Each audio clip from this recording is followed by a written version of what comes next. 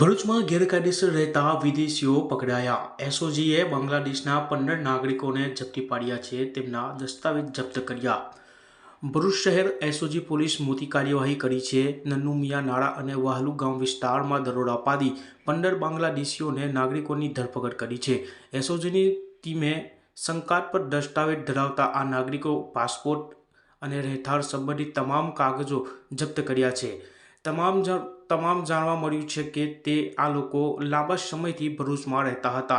કેટલાક લોકો સ્થાનિક સ્થળે રોજગાર પણ મળેલી છે।